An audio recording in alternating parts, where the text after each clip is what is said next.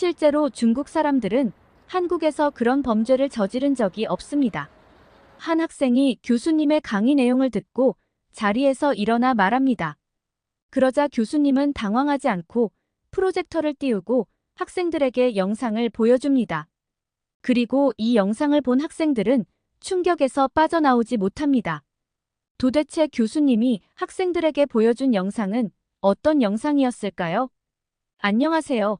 저는 이현주라고 합니다. 미국의 명문 대학교를 다니고 있는 한국 유학생이에요. 오늘 수업 주제는 아시아 국가들의 치안 상황이었습니다. 평소에도 관심 있던 주제라 저는 앞자리에 앉아 열심히 듣고 있었어요. 교수님께서 말씀을 시작하셨습니다. 오늘은 특별히 한국과 중국의 치안 상황을 비교해 보겠습니다. 먼저 한국은 세계에서 가장 안전한 나라 중 하나로 손꼽힙니다. OECD 국가 중에서도 범죄율이 매우 낮은 편이죠. 교수님은 계속해서 설명하셨어요. 한국은 특히 밤늦게 돌아다녀도 위험하지 않다는 점이 특징입니다. 심야에도 대중교통이 잘 운영되고 길거리에 사람들이 많아 안전합니다. 24시간 영업하는 편의점도 많고요. 이는 한국의 독특한 문화와 높은 시민의식 덕분이라고 볼 수 있습니다. 그 말을 들으니 고향 생각이 났어요. 실제로 제가 한국에 있을 때도 밤늦게 친구들과 놀다가 새벽에 귀가한 적이 많았거든요. 그때는 당연하게 여겼는데 지금 생각해보니 정말 안전한 환경이었던 것 같아요. 교수님은 이어서 중국의 이야기를 하셨습니다. 중국의 경우도 대도시의 치안 상황은 꽤 양호한 편입니다. 베이징, 상하이 같은 대도시는 CCTV가 많이 설치되어 있고 경찰의 순찰도 자주 이뤄집니다.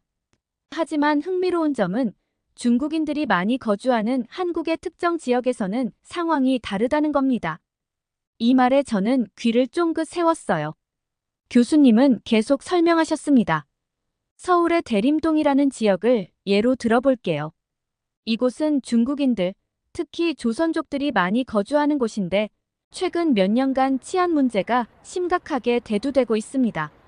교수님은 프로젝터로 몇 가지 통계 자료를 보여주셨어요. 대림동의 범죄 발생률은 서울 평균의 2배 이상에 달합니다.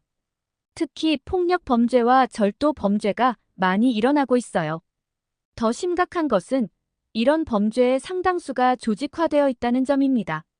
저는 놀라움을 감출 수 없었어요.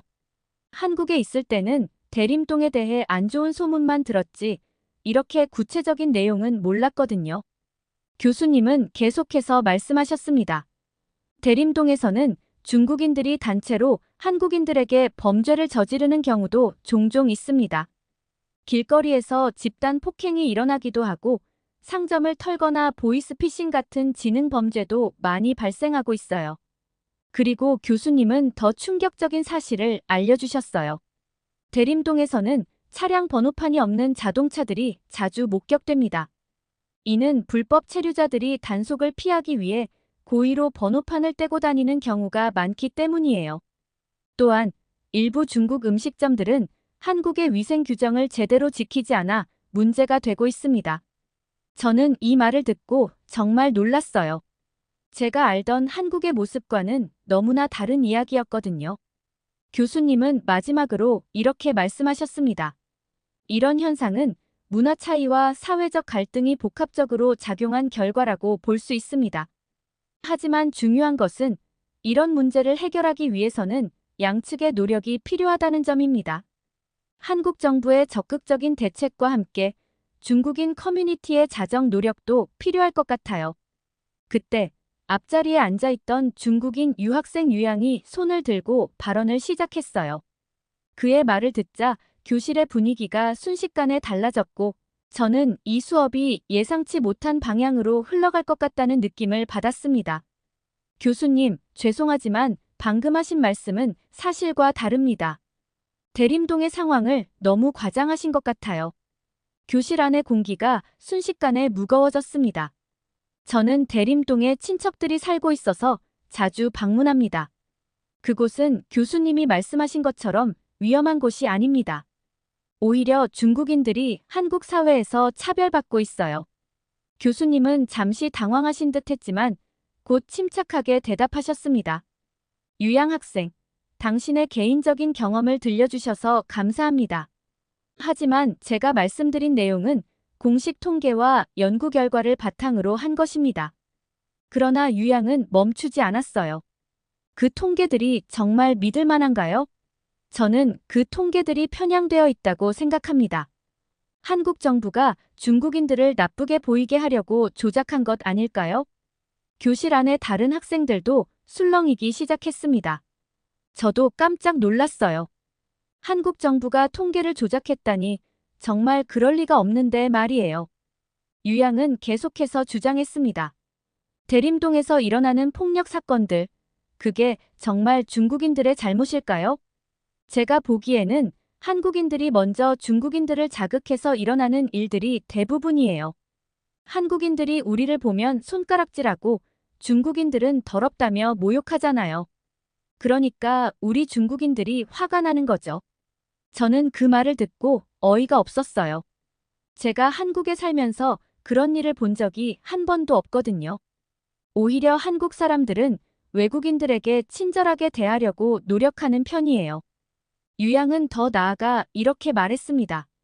사실 조선족들은 매우 깨끗하고 질서를 잘 지키는 사람들이에요. 시민의식도 높고요. 오히려 한국인들이 배울 점이 많죠. 우리는 길거리에 쓰레기를 버리지 않고 항상 이웃을 배려합니다. 하지만 한국인들은 우리를 이해하려고 하지 않아요. 이 말을 듣자 저는 정말 화가 났어요. 제가 아는 한국의 모습과는 너무나 다른 이야기였거든요. 한국 사람들이 길거리에 쓰레기를 버리지 않는 것은 전 세계적으로도 유명한 사실인데 말이에요. 유양은 계속해서 말을 이어갔습니다. 그리고 번호판 없는 차량 이야기는 정말 웃깁니다. 그건 우리가 불법 체류자라서가 아니라 한국 경찰이 우리를 괴롭히려고 일부러 번호판을 뗐을 가능성이 크죠. 우리를 음해하려는 술책일 뿐이에요. 이 말을 듣자 교실 안의 모든 학생들이 놀란 표정을 지었어요. 경찰이 그런 짓을 할 리가 없다는 것은 누구나 알 수 있는 사실인데 말이죠. 유양은 마지막으로 이렇게 말했습니다. 결론적으로 대림동의 문제는 중국인들 때문이 아니라 한국 사회의 차별과 편견 때문입니다. 우리는 그저 평화롭게 살아가려고 노력하는 것뿐인데 한국 사회가 우리를 받아들이지 않는 거예요. 이런 상황에서 우리가 어떻게 한국 사회에 잘 적응할 수 있겠습니까? 유양의 발언이 끝나자 교실은 잠시 정적에 빠졌어요. 모두가 방금 들은 말을 소화하느라 바빴던 것 같아요. 저는 머릿속이 복잡해졌습니다.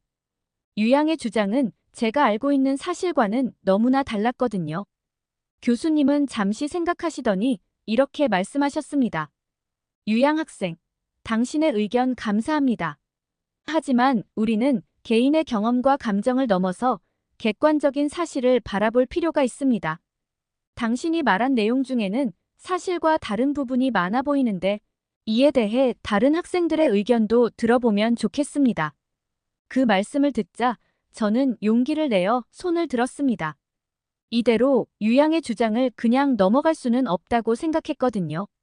제가 직접 겪은 한국의 모습, 그리고 제가 알고 있는 사실들을 이야기해야겠다고 마음먹었습니다. 저는 한국에서 태어나고 자란 사람으로서 방금 유양 학우가 말한 내용에 대해 몇 가지 의견을 말씀드리고 싶습니다. 교수님께서 고개를 끄덕이셨고 저는 계속해서 말을 이어갔습니다. 먼저 한국인들이 중국인들을 차별한다는 주장에 대해 말씀드리겠습니다. 물론 일부 한국인들 중에는 편견을 가진 사람들도 있겠지만 대부분의 한국인들은 외국인들을 존중하고 배려하려고 노력합니다. 제가 자란 환경에서는 오히려 다문화를 이해하고 받아들이려는 노력이 많이 있었어요. 유양이 눈살을 찌푸리는 게 보였지만 저는 계속 말했습니다. 그리고 한국의 치안 상황에 대해서도 말씀드리고 싶습니다. 제가 한국에 살면서 경험한 바로는 한국은 정말 안전한 나라입니다. 밤늦게 혼자 다녀도 크게 위험하다고 느낀 적이 없었어요. 하지만 최근 들어 대림동의 치안 문제가 뉴스에 자주 보도되는 것은 사실입니다. 그때 교수님께서 말씀하셨습니다. 연주 학생, 혹시 그런 뉴스 보도의 구체적인 예를 들어줄 수 있나요? 네, 최근에 본 뉴스 중에 기억나는 게 있습니다. 대림동에서 불법 체류자들이 연루된 범죄 사건들이 있었어요. 특히 기억에 남는 것은 불법 체류자들이 단속을 피하기 위해 번호판 없는 차를 몰고 다니다가 사고를 내고 도주한 사건이었습니다. 유양이 곧바로 반박했습니다. 그건 분명 과장된 보도일 겁니다. 우리 중국인들이 그럴 리가 없어요. 하지만 저는 계속해서 말을 이어갔습니다. 단순히 뉴스 보도뿐만이 아닙니다. 최근에는 SNS를 통해 대림동의 실제 모습을 보여주는 영상들이 많이 공유되고 있어요. 그 영상들을 보면 정말 충격적입니다. 교수님께서 관심을 보이셨습니다. 어떤 영상들인가요? 네, 여러 가지가 있습니다. 예를 들어, 길거리에 쓰레기를 무단으로 버리는 모습, 대로변에서 집단으로 모여 담배를 피우고 꽁초를 아무데나 버리는 장면, 심지어는 길거리에서 노상방뇨를 하는 모습까지 있었어요. 더 충격적인 것은 이런 행동을 하는 사람들을 한국인들이 쳐다보기만 해도 위협적인 태도를 보인다는 겁니다. 유양이 또다시 끼어들었습니다. 그런 영상들은 조작된 것일 수 있어요. 우리 중국인들을 나쁘게 보이게 하려고 일부러 만든 거라고요. 저는 차분히 대답했습니다. 물론 영상이 조작될 가능성은 있습니다.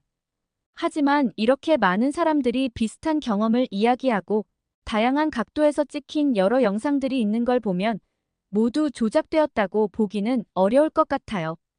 교수님께서 고개를 끄덕이셨습니다. 네, 좋은 지적입니다. 우리는 항상 정보의 출처와 신뢰성을 따져봐야 하죠. 하지만 동시에 이렇게 많은 증거가 있다면 무시할 수만은 없을 것 같네요. 저는 계속해서 말했습니다. 제가 말씀드리고 싶은 것은 이런 문제들이 모든 중국인이나 조선족 분들의 잘못이라는 게 아닙니다. 분명 대다수의 분들은 법을 지키며 열심히 살아가고 계실 거예요. 하지만 일부 사람들의 행동으로 인해 지역 전체의 이미지가 나빠지고 있는 것 같아 안타깝습니다. 유양은 여전히 불만스러운 표정이었지만 다른 학생들은 제 말에 고개를 끄덕이는 것 같았어요. 그리고 유양 하구가 말씀하신 것처럼 조선족 분들의 시민의식이 높다는 점에 대해서도 이야기하고 싶습니다. 제가 알기로는 많은 조선족 분들이 한국에 와서 열심히 일하시고 사회에 잘 적응하려고 노력하십니다. 하지만 동시에 문화적 차이로 인한 갈등도 있는 것 같아요. 교수님께서 말씀하셨습니다. 네, 그 부분에 대해 좀 더 자세히 설명해 줄 수 있나요? 예를 들어, 한국에서는 공공장소에서 큰 소리로 이야기하거나 침을 뱉는 행위를 매우 무례하다고 여깁니다. 하지만 일부 중국에서 오신 분들은 이런 행동에 대해 별 문제의식을 느끼지 않는 것 같아요. 이런 작은 문화적 차이들이 쌓여서 갈등으로 이어지는 경우가 많은 것 같습니다. 유양이 다시 반박했습니다. 그건 우리 문화를 이해하지 못해서 그래요. 우리는 그저 친근하게 대하는 것뿐인데 한국인들이 너무 예민하게 반응하는 거죠. 저는 차분히 대답했습니다. 문화의 차이를 이해하는 것은 중요합니다. 하지만 동시에 우리가 살고 있는 사회의 규범을 존중하는 것도 필요하지 않을까요? 서로를 이해하고 배려하는 자세가 필요할 것 같아요. 교수님께서 고개를 끄덕이셨습니다. 네, 연주 학생의 말씀에 동의합니다. 문화적 차이를 이해하고 존중하는 것도 중요하지만 동시에 그 사회의 규범을 따르는 것도 중요하죠. 이는 상호 존중과 이해의 문제라고 볼 수 있겠네요. 교수님은 학생들의 토론을 주의 깊게 들으신 후 잠시 침묵하셨습니다. 그리고 나서 컴퓨터를 조작하시더니 프로젝터 화면에 몇 가지 뉴스 기사와 영상을 띄우셨습니다.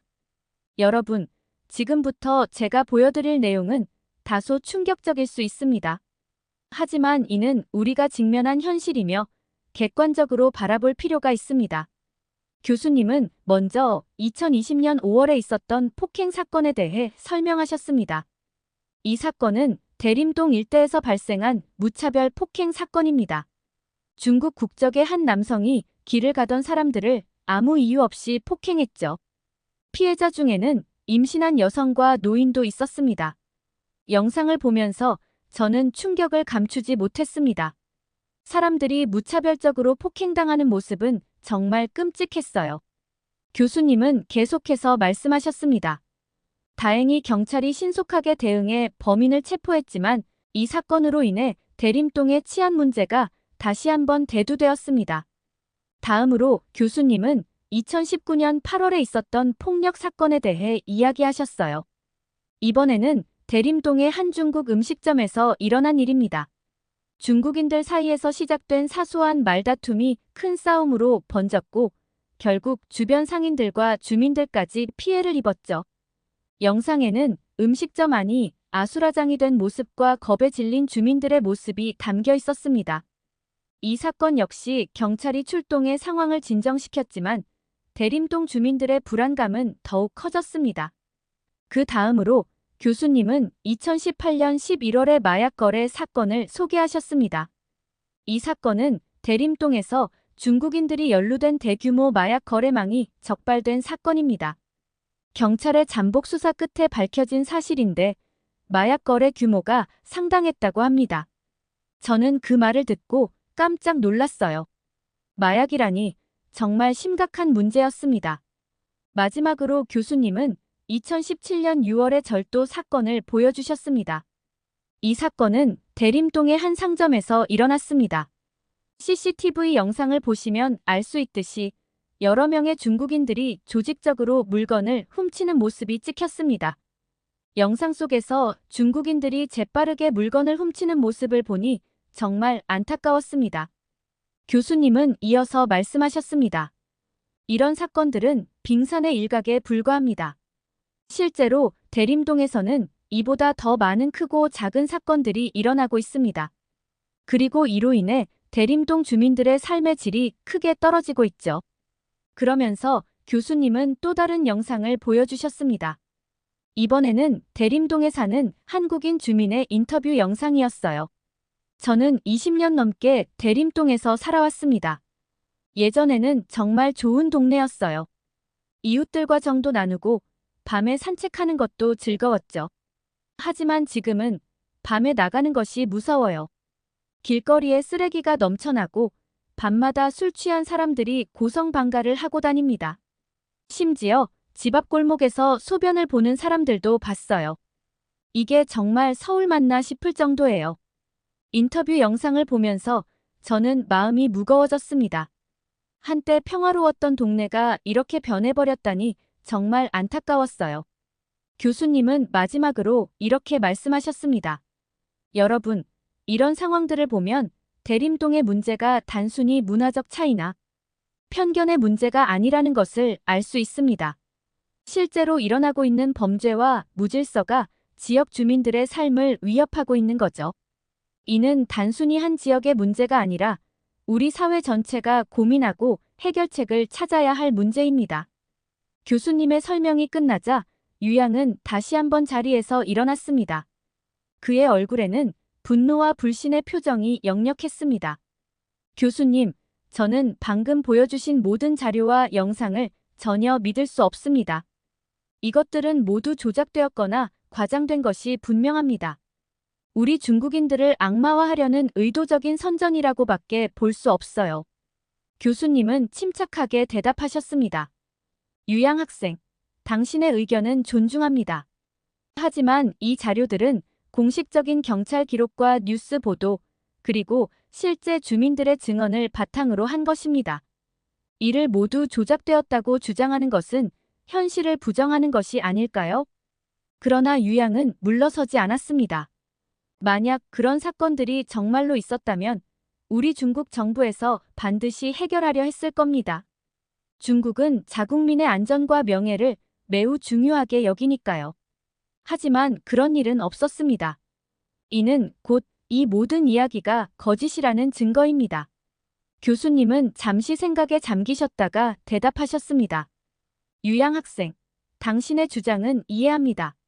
하지만 현실은 그렇게 단순하지 않습니다. 사실 대림동의 상황은 중국 정부도 손을 쓰기 어려운 지경에 이르렀습니다. 교수님은 컴퓨터를 조작하여 새로운 자료를 화면에 띄우셨습니다. 이 자료를 보시면 알 수 있듯이 대림동에는 상당수의 불법 체류자들이 살고 있습니다. 2023년 기준으로 대림동의 외국인 주민 중 약 30%가 불법 체류자로 추정됩니다. 학생들 사이에서 논란 탄성이 들렸습니다. 교수님은 계속해서 설명하셨습니다. 이들은 공식적으로 존재하지 않는 사람들입니다.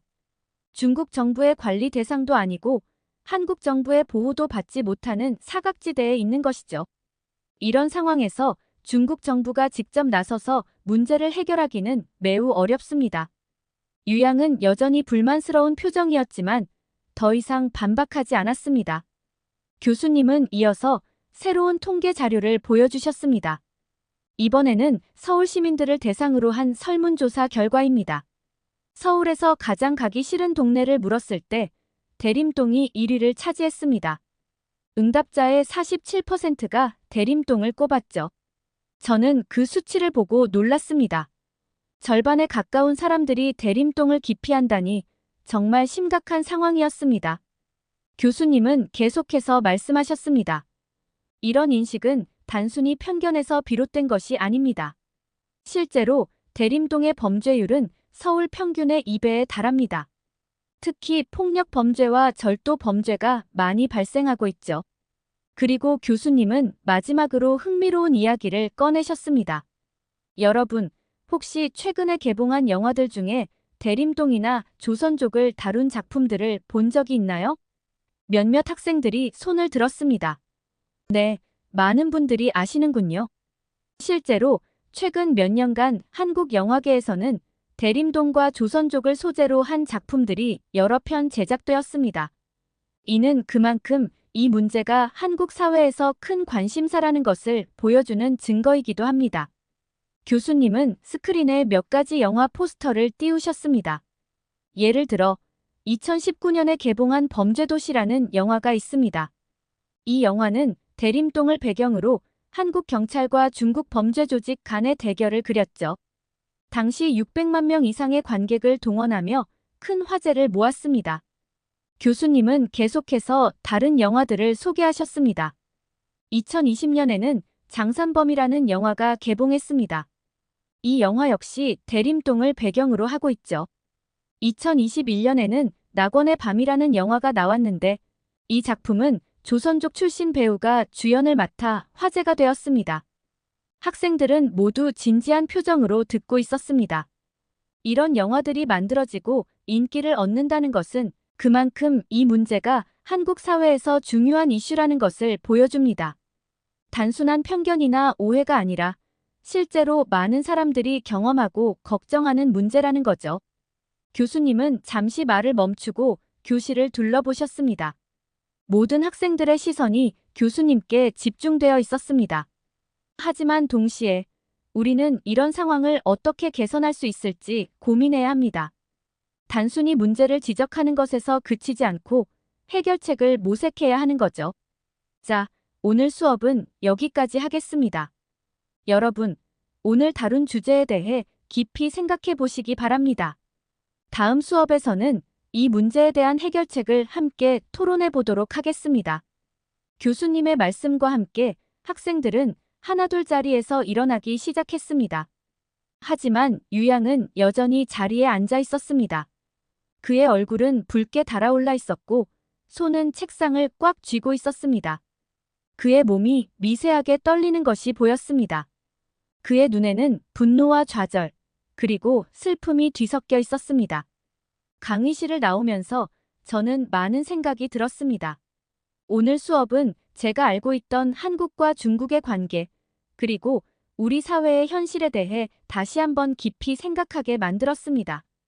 대림동의 문제는 단순히 한 지역의 문제가 아니라 우리 사회가 다문화 시대에 어떻게 대응해야 하는지를 보여주는 중요한 사례라고 생각됩니다. 우리는 문화적 차이를 인정하고 존중하면서도 동시에 우리 사회의 규범과 질서를 지켜나가는 방법을 찾아야 합니다. 강의실을 나서면서 저는 이 복잡한 문제에 대해 계속해서 고민하고 배워나가야겠다고 다짐했습니다. 이렇게 한국의 대림동에서 중국인들이 행하는 범죄들에 대한 사연 어떻게 들으셨나요? 저도 소문으로만 듣고 영화에서 본 내용들이지만 실제로도 이렇게 흉악할 정도일 줄은 전혀 몰랐는데요. 여러분들은 대림동에 가보신 적이 있나요? 아니면 조선족에게 겪었던 안 좋은 경험들이 있을까요? 댓글을 통해서 다양한 의견을 공유해 주시길 바라고 구독과 좋아요 부탁드립니다. 해외에서 한국인들보다 중국인이 더 우대받는다는 사실을 모르시나요? 중국은 한국에 대한 관심조차 없는걸요. 강의실 속에서 한 학생의 목소리가 울려 퍼지고 있습니다. 그러다 그 학생의 가방에서 무언가가 떨어지게 되고 한 학생은 그 물건을 보며 놀라면서 말합니다. 그러자 그 학생은 얼굴이 붉어진 채로 강의실 밖으로 뛰쳐나가는데요. 도대체 그 학생의 가방에서 떨어진 물건은 무엇이었을까요? 안녕하세요. 제 이름은 다이입니다. 저는 독일 베를린의 훔볼트 대학교에서 유학 중인 한국 학생입니다. 오늘은 특히 기대하고 있던 세계 문화이의 강의 첫날이었습니다. 노트를 펴고 강의 시작을 기다리는 동안 이번 학기에 배우게 될 내용들을 생각하니 가슴이 두근거렸습니다. 여러분, 안녕하세요. 오늘은 아주 흥미로운 주제로 시작하겠습니다. 아시아에서 가장 뜨거운 나라, 한국에 관한 강의 주제입니다. 저도 모르게 눈이 반짝였습니다. 제 고국에 대한 이야기라니 정말 기대가 되었습니다. 최근 몇 년간 우리는 한류라는 현상을 목격하고 있습니다. K-팝, K-드라마, K-뷰티, 한국 문화가 전 세계를 강타하고 있죠.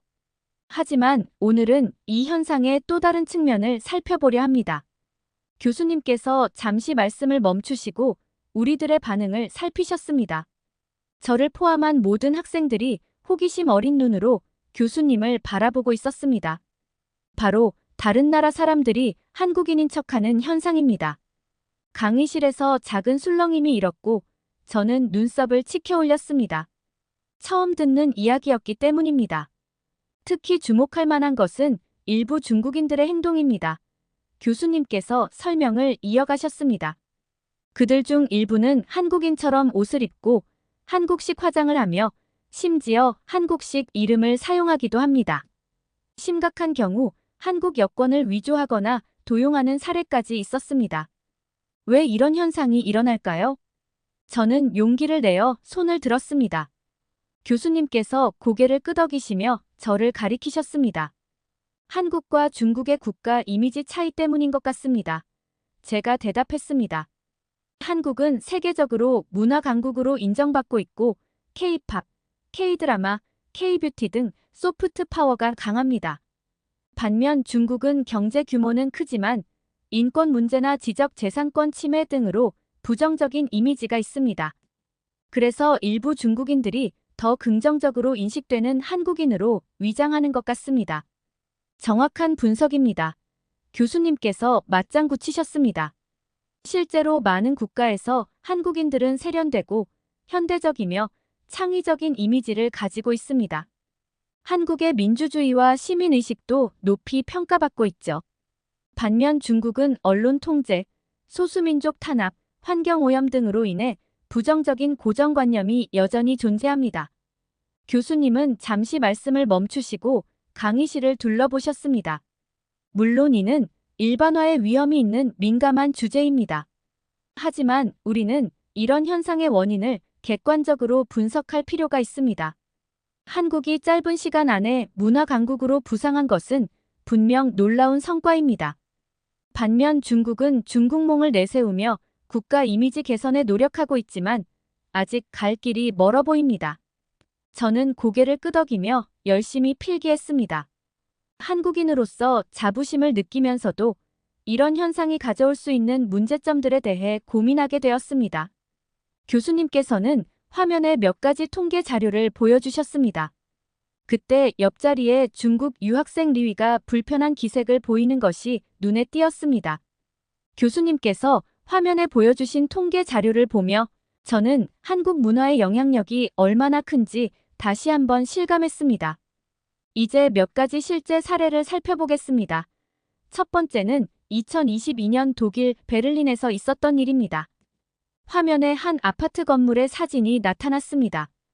이 건물에서 운영되는 쉐어하우스에 한 여성이 입주했습니다.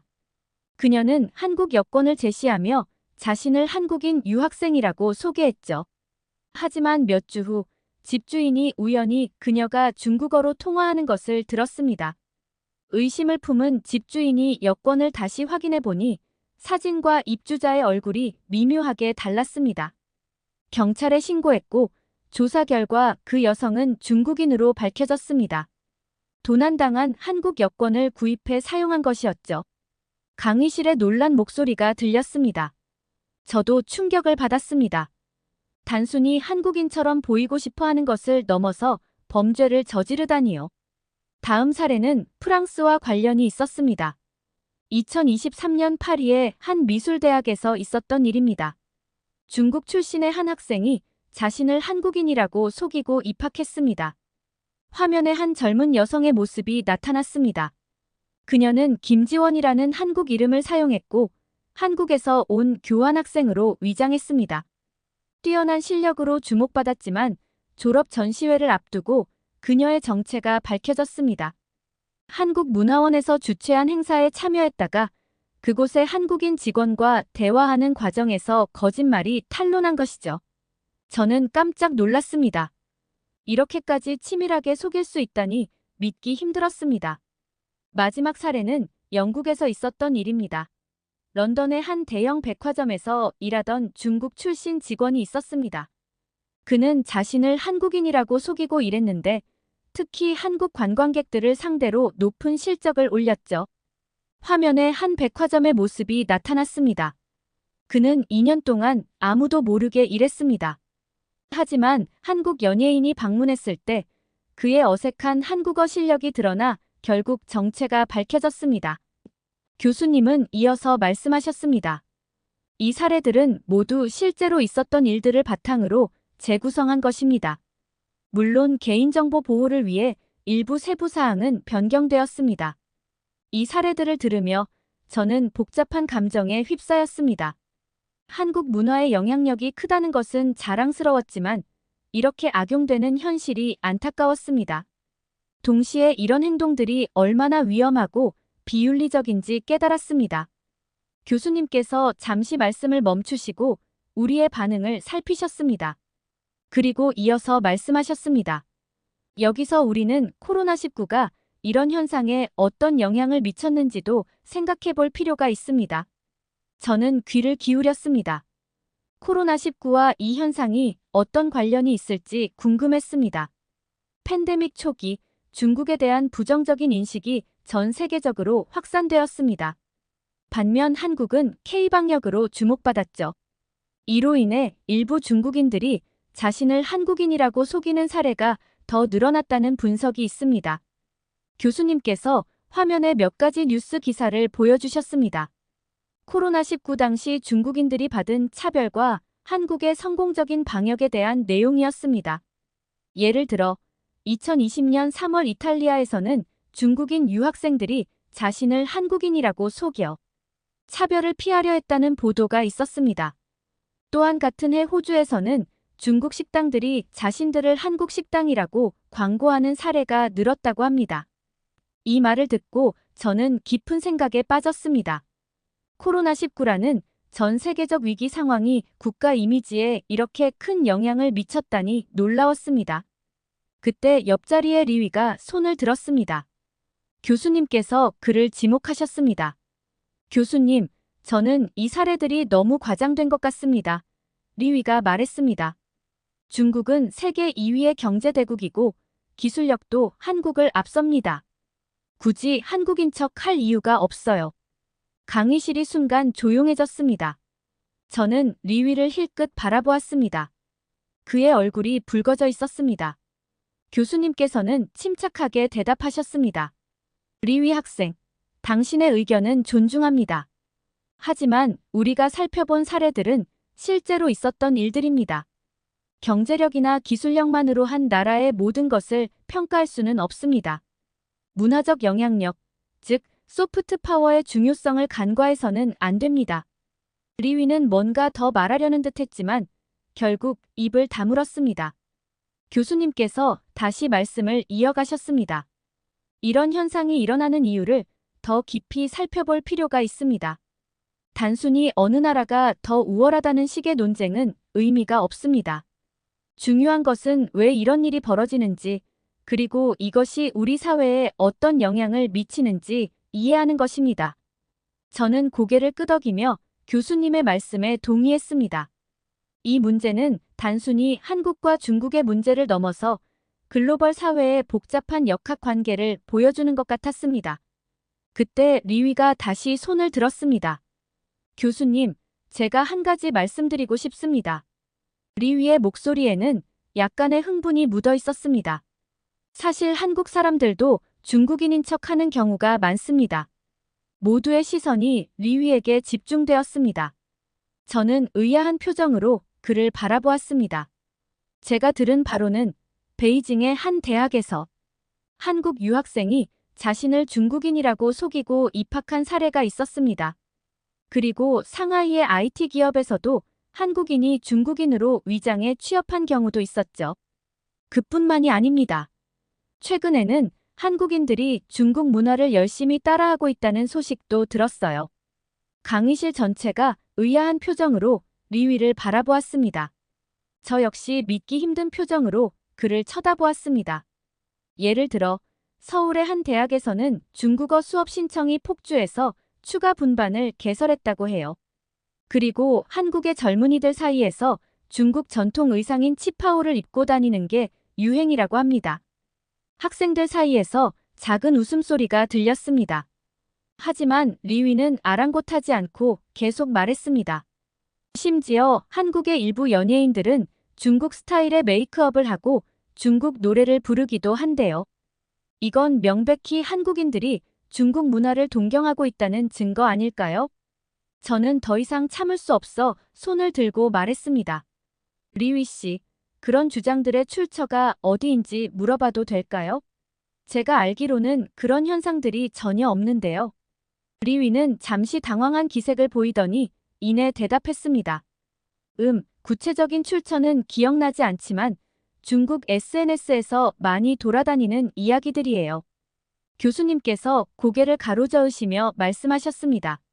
리위 학생, 검증되지 않은 SNS의 소문을 사실처럼 이야기하는 것은 매우 위험합니다. 특히 국가 간의 문화적 영향력을 논할 때는 더욱 신중해야 합니다. 교수님은 화면에 중국의 주요 SNS 플랫폼들의 이미지를 띄우셨습니다. 중국의 SNS 플랫폼들은 정부의 엄격한 검열을 받고 있습니다. 이는 단순히 부적절한 콘텐츠를 걸러내는 수준을 넘어서 때로는 정부의 입장과 맞지 않는 정보나 의견을 차단하거나 조작하는 데까지 이릅니다. 리위는 고개를 저었습니다. 하지만 교수님이 보여주신 뉴스들도 조작될 수 있지 않을까요? 어쩌면 한국에 유리한 방향으로 왜곡된 것일 수도 있습니다. 교수님은 잠시 생각에 잠기신 듯 했습니다. 그리고 다시 입을 여셨습니다.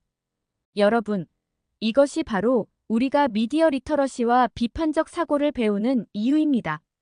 리위 학생의 의무는 중요합니다.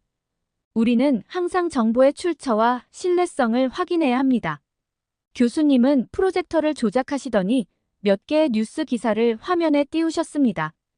이것들은 우리가 앞서 본 사례들에 대한 실제 보도 자료들입니다. BBC, 르몽드, 슈피겔 등 국제적으로 신뢰받는 언론사들의 기사죠. 이들은 엄격한 팩트체크 과정을 거칩니다. 리위는 여전히 불만족스러운 표정이었습니다. 하지만 서양 언론들도 편향될 수 있지 않을까요? 교수님은 고개를 끄덕이셨습니다. 물론입니다. 모든 언론은 어느 정도의 편향성을 가질 수 있습니다. 하지만 중요한 것은 언론의 자유와 다양성입니다. 서로 다른 시각을 가진 여러 언론사들이 존재하고 그들이 서로를 견제하며 진실을 추구하는 것이죠. 그리고 교수님은 이어서 말씀하셨습니다. 반면 중국의 언론과 매체들은 정부의 엄격한 통제 아래 있습니다. 이는 정보의 다양성과 객관성을 해칠 수 있죠. 실제로 국경 없는 기자회와 같은 단체들이 매년 발표하는 언론 자유지수에서 중국은 하위권에 머물고 있습니다. 리위의 얼굴이 붉어졌습니다. 그는 뭔가 더 말하려는 듯 했지만 할 말을 찾지 못하는 것 같았습니다. 교수님은 부드러운 어조로 말을 이으셨습니다. 리위 학생, 그리고 여러분. 우리의 목표는 특정 국가를 비난하거나 옹호하는 것이 아닙니다. 우리는 객관적 사실을 바탕으로 현상을 이해하고 그것이 우리 사회에 미치는 영향을 분석하는 것입니다. 이를 통해 우리는 더 나은 글로벌 시민이 될 수 있습니다. 교수님께서는 프로젝터를 켜고 몇 가지 그래프를 보여주셨습니다. 이것은 글로벌 검색 엔진에서의 각국 문화 콘텐츠 관심도입니다. 보시다시피 K-팝, K-드라마, K-뷰티 등 한국 관련 키워드의 검색량이 중국을 크게 앞서고 있습니다. 다음 슬라이드로 넘어가며 교수님이 설명하셨습니다. 또한 이것은 해외에서의 한국 문화 콘텐츠 소비 현황입니다. 넷플릭스, 유튜브 등에서 한국 드라마와 K-팝의 시청률이 압도적으로 높은 것을 볼 수 있습니다. 리위의 얼굴이 점점 붉어졌습니다. 그는 불편한 기색이 역력했지만 여전히 반박하려는 듯한 표정이었습니다. 교수님은 부드럽게 말을 이으셨습니다. 문화적 영향력은 단순히 경제 규모나 기술력으로 결정되지 않습니다. 한국은 소프트 파워 측면에서 독보적인 위치에 있다고 볼 수 있겠네요. 리위가 갑자기 손을 들고 발언권을 요청했습니다. 교수님, 그 통계 자료들이 정말 신뢰할 만한가요? 중국에서는 구글이나 유튜브를 사용하지 않기 때문에 이런 데이터는 편향될 수밖에 없지 않을까요? 교수님은 고개를 끄덕이셨습니다. 좋은 지적입니다. 중국에서는 이런 글로벌 플랫폼들을 사용하지 않죠. 하지만 이 데이터는 중국을 제외한 전 세계 국가들의 통계입니다. 즉, 국제사회에서 한국 문화가 얼마나 큰 영향력을 가지고 있는지를 보여주는 자료라고 할 수 있습니다. 리위는 여전히 불만족스러운 표정이었습니다. 하지만 교수님, 중국의 인구가 14억이 넘는다는 점을 고려하면 이런 통계는 전체 그림의 일부분일 뿐이지 않을까요? 중국 내에서의 문화 소비량은 어마어마할 텐데요. 교수님은 잠시 생각에 잠기셨다가 대답하셨습니다. 리위 학생의 말씀도 일리가 있습니다. 중국 내부의 문화 소비량은 분명 매우 크겠죠. 하지만 우리가 여기서 논의하고 있는 것은 국제적인 문화 영향력입니다. 세계 각국의 사람들이 자발적으로 어떤 문화에 관심을 갖고 소비하는지에 대한 이야기를 하고 있는 것이죠. 리위는 여전히 고개를 저었습니다. 그래도 저는 이 통계가 현실을 제대로 반영하지 못한다고 생각합니다. 중국 문화의 영향력을 과소평가하고 있어요. 교수님은 깊은 숨을 내쉬셨습니다. 하지만 우리는 객관적인 데이터를 바탕으로 현상을 분석해야 합니다. 중국 문화도 분명 큰 잠재력을 가지고 있습니다. 다만 현재 국제사회에서의 영향력 측면에서는 한국이 앞서고 있다는 것이 사실입니다. 리위는 여전히 불만족스러운 표정이었지만 더 이상의 반박은 하지 않았습니다. 교수님은 이 기회를 활용해 주제를 더 넓은 맥락으로 확장시키셨습니다. 교수님은 프로젝터에 세계 지도를 띄우셨습니다. 여러분, 오늘날 우리는 그 어느 때보다 연결된 세상에 살고 있습니다. 하지만 동시에 정보의 차단과 왜곡으로 인해 서로를 오해하고 편견을 갖기 쉬운 상황이기도 합니다. 예를 들어 중국에서는 우리가 흔히 사용하는 많은 글로벌 서비스들을 이용할 수 없습니다. 구글, 페이스북, 트위터 등이 차단되어 있죠. 심지어 전 세계적으로 인기 있는 OTT 서비스인 넷플릭스도 중국에서는 서비스되지 않습니다. 리위가 조심스럽게 손을 들었습니다. 그렇지만 교수님, 우리는 자체적인 서비스들을 가지고 있습니다. 바이두, 위챗, 웨이보 같은 것들이요. 교수님은 고개를 끄덕이셨습니다. 맞습니다, 리위 학생. 하지만 이런 상황이 가져오는 결과에 대해 한번 생각해 봅시다. 전 세계인들이 같은 플랫폼에서 소통하고 정보를 공유할 때 중국의 사용자들은 그 대화에서 배제됩니다. 이는 상호 이해와 문화 교류를 제한할 수 있습니다. 저는 이 점에 대해 궁금증이 생겨 손을 들고 질문했습니다. 교수님, 그렇다면 이런 정보의 차단이 문화 교류에 어떤 구체적인 영향을 미치나요? 교수님은 미소를 지으시며 대답하셨습니다. 좋은 질문입니다. 다이 학생. 예를 들어 전 세계적으로 유행하는 밈이나 트렌드가 있을 때 중국 사용자들은 이를 실시간으로 경험하기 어렵습니다. 또한 글로벌 이슈에 대한 다양한 의견을 접하는데 제한이 있을 수 있죠. 리위가 다시 발언권을 얻었습니다. 하지만 교수님, 우리도 다른 나라의 IP를 쓰는 VPN 우회를 통해 이런 서비스들을 이용할 수 있어요. 그리고 우리만의 문화를 발전시키는 것도 중요하지 않을까요? 교수님은 고개를 끄덕이셨습니다. 물론 그렇습니다. 자국 문화의 발전도 중요합니다. 하지만 글로벌 시대의 고립은 결국 불이익을 가져올 수 있어요. 다양성을 인정하고 서로 교류하는 것이 모두에게 이롭다는 점을 기억해야 합니다. 자, 이제 오늘의 강의를 마무리하겠습니다. 교수님께서 말씀하셨습니다. 여러분, 우리는 오늘 문화의 힘과 그 영향력에 대해 많은 것을 배웠습니다. 그리고 동시에 서로 다른 문화를 어떻게 이해하고 존중해야 하는지에 대해서도 생각해 보았죠. 이것이 바로 글로벌 시민으로서 우리가 갖춰야 할 자세입니다. 강의가 끝나고 학생들이 자리에서 일어나기 시작했습니다. 저도 가방을 챙기며 일어섰습니다. 그때였습니다. 리위가 자리에서 일어나는 순간 그의 주머니에서 무언가가 떨어졌습니다. 작은 소리와 함께 바닥에 굴러간 그것을 저는 반사적으로 주워들었습니다. 이거 한국 화장품 아닌가요? 저도 모르게 말이 튀어나왔습니다. 순간 리위의 얼굴이 창백해졌다가 이내 새빨갛게 변했습니다. 그의 눈은 커다랗게 떠졌고 입은 말을 하려는 듯 벌어졌다가 다시 다물어졌습니다. 리위의 당황한 모습이 역력했습니다. 그게. 그러니까. 리위는 말을 더듬으며 어쩔 줄 몰라 했습니다. 그의 손이 떨리는 것이 보였습니다. 주변의 학생들도 이 상황을 눈치챘는지 우리를 향해 시선을 돌렸습니다. 강의실 안에 묘한 긴장감이 감돌았습니다. 그때 교수님께서 우리에게 다가오셨습니다. 교수님의 입가에는 따뜻한 미소가 어려 있었습니다. 리위 학생, 결국 당신도 한국 문화의 영향을 받고 있네요. 교수님께서 부드럽게 말씀하셨습니다. 이것이 바로 우리가 오늘 배운 소프트 파워입니다. 국적과 상관없이 좋은 것은 인정하고 받아들이는 것. 그것이 바로 진정한 문화 교류죠. 리위는 고개를 푹 숙인 채 아무 말도 하지 못했습니다. 그의 어깨가 살짝 떨리는 것이 보였습니다. 주변 학생들 사이에서 작은 웃음소리가 들렸습니다. 학생들은 조롱 섞인 웃음을 참고 있었습니다. 저는 리위에게 화장품을 건네며 말했습니다. 괜찮아요, 리위. 저도 사실 중국 브랜드 화장품을 사용해 본 적 있어요. 좋은 제품은 어느 나라 것이든 사용할 가치가 있잖아요.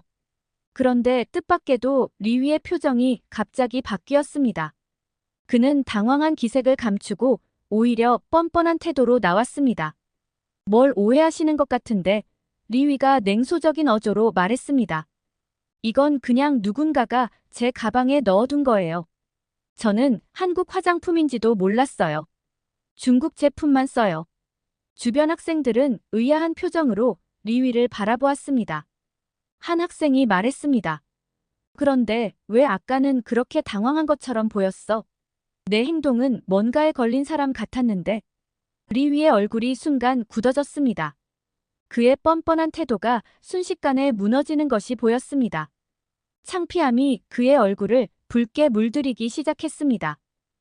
그건. 리위가 말을 더듬었습니다. 하지만 이미 늦었습니다. 모든 사람들이 상황을 파악한 듯했고 리위의 거짓말이 들통난 것이 명백해 보였습니다. 리위는 더 이상 아무 말도 하지 않았습니다. 그는 바닥에 떨어진 화장품을 주워들지도 않은 채 급하게 가방을 들고 강의실을 빠져나갔습니다. 강의실 문이 쾅 하고 닫히는 소리가 들렸습니다. 남겨진 우리들은 잠시 침묵 속에 있다가 교수님께서 말씀하셨습니다. 여러분, 이런 상황에서 우리가 배울 점이 있습니다. 문화적 차이를 인정하고 서로를 존중하는 것도 중요하지만 동시에 솔직하고 진실된 태도를 갖는 것도 중요합니다. 저는 고개를 끄덕이며 교수님의 말씀을 새겨들었습니다. 리위의 행동은 실망스러웠지만 동시에 그의 내면에 있는 갈등과 혼란을 이해할 수 있을 것 같았습니다. 강의실을 나서며 저는 리위에 대해 생각했습니다. 어쩌면 그도 자신의 행동을 후회하고 있을지도 모릅니다. 언젠가 그가 자신의 진실된 모습을 보여줄 수 있기를, 그리고 우리 모두가 서로의 문화를 진정으로 이해하고 존중할 수 있는 날이 오기를 바랐습니다. 가을 하늘이 유난히 맑았던 그날, 저는 문화의 힘과 진실의 가치에 대해 깊이 생각하며 캠퍼스를 걸어 나왔습니다. 이렇게 중국인들이 해외에서 한국인인 척하는 사연 어떻게 들으셨나요?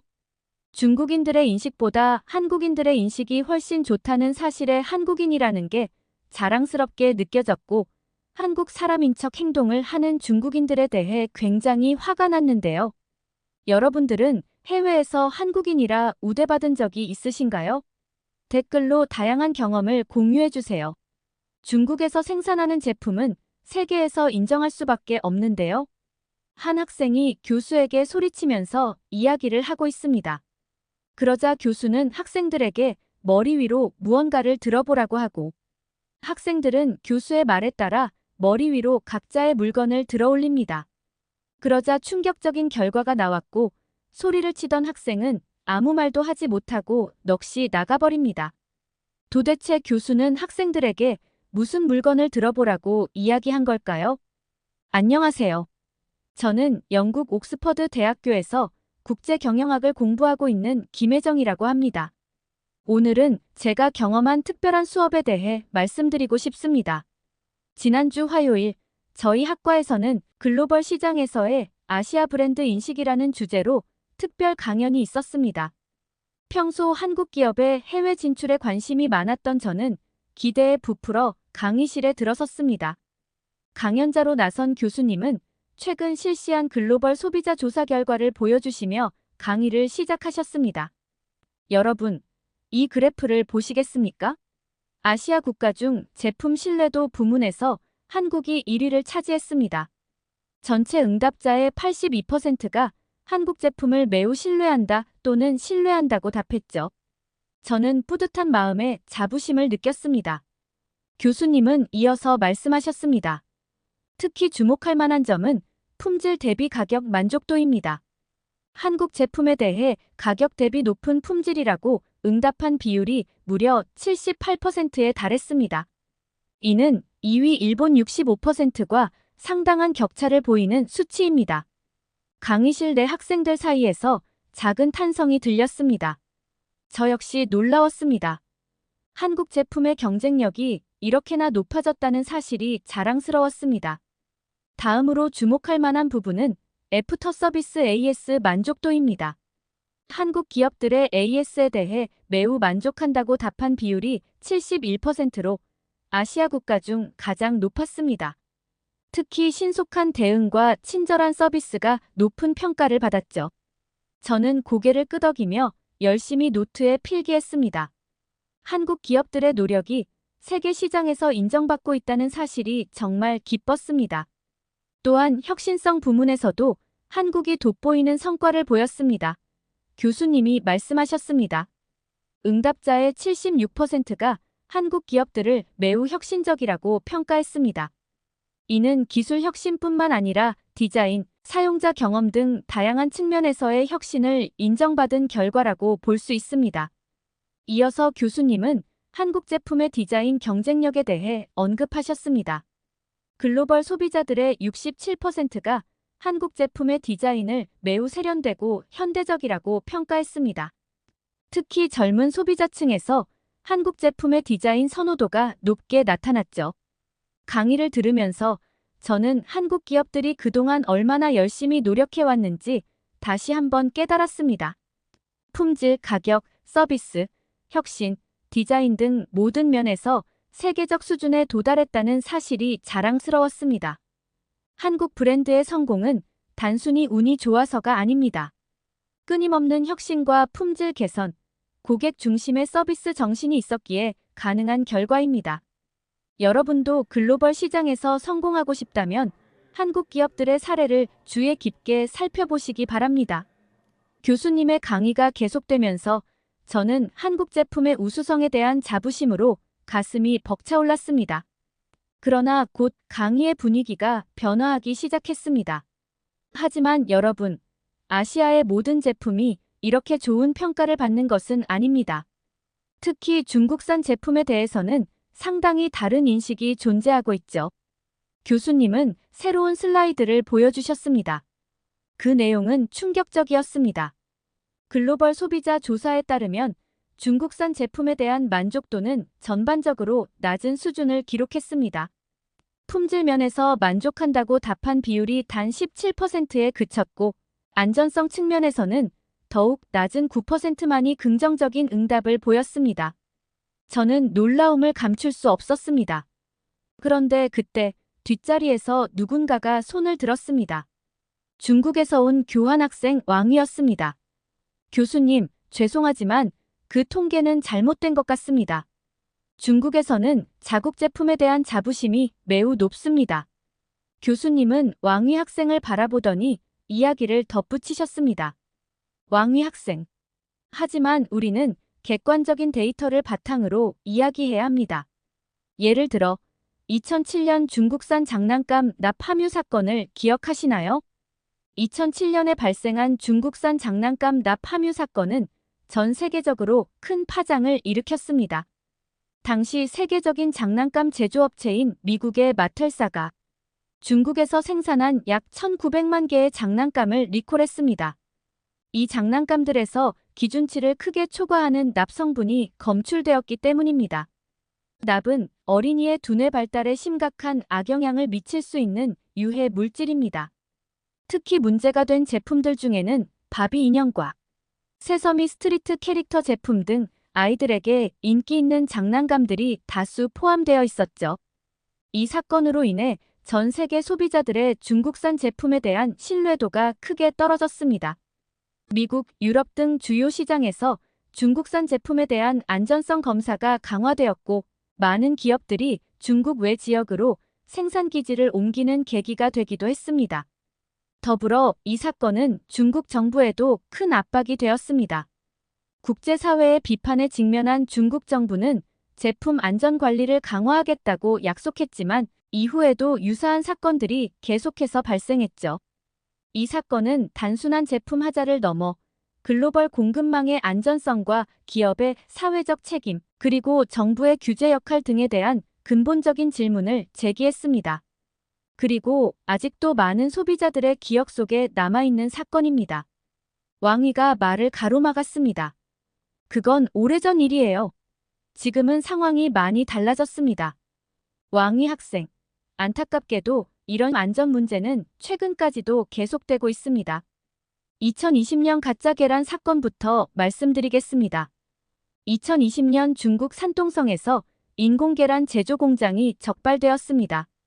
이 공장에서는 화학 물질을 사용해 계란의 모양과 질감을 그대로 재현한 가짜 계란을 대량으로 생산하고 있었습니다. 주요 재료로는 해조 추출물, 전분, 수지, 석고 가루 등이 사용되었죠. 이 가짜 계란은 겉보기에는 진짜 계란과 거의 구별이 불가능했지만 인체에 매우 해로운 물질들로 만들어졌습니다.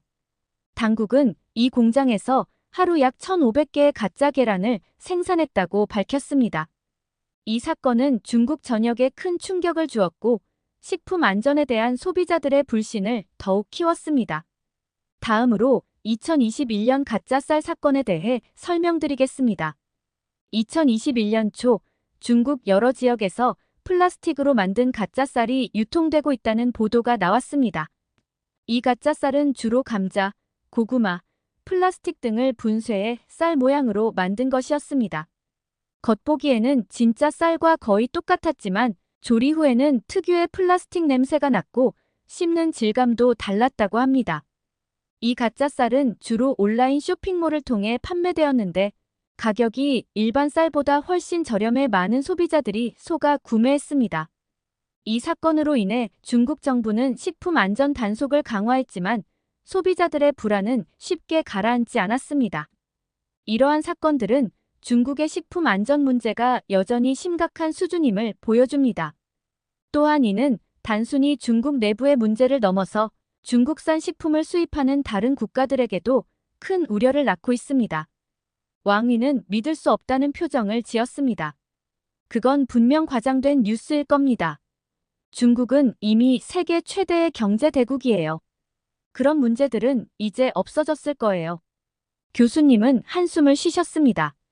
왕위 학생, 당신의 애국심은 이해합니다. 하지만 우리는 현실을 직시해야 합니다. 이런 문제들을 인정하고 개선해 나가는 것이 진정한 발전의 길입니다. 강의실 내에 무거운 침묵이 흘렀습니다. 저는 왕위를 바라보았습니다. 그의 얼굴에는 분노와 혼란, 그리고 약간의 부끄러움이 뒤섞여 있었습니다.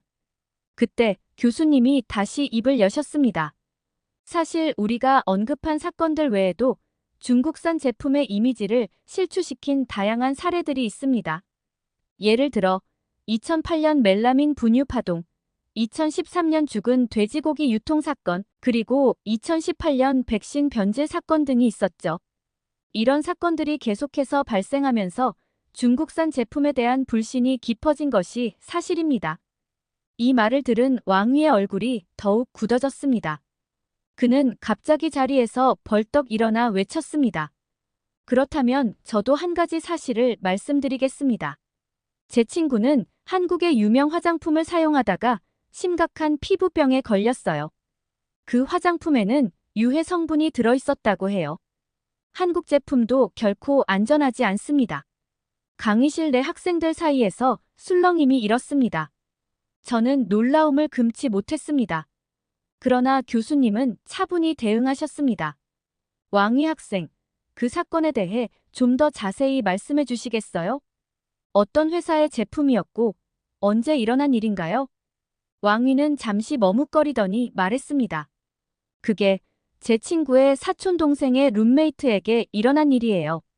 그건 한국의 아주 유명한 화장품 브랜드예요. 엘사라고 들었어요. 제 친구가 그 회사 제품을 사용하고 심각한 피부 트러블이 생겼다고 했습니다. 교수님은 잠시 생각에 잠기셨다가 컴퓨터로 향하셨습니다.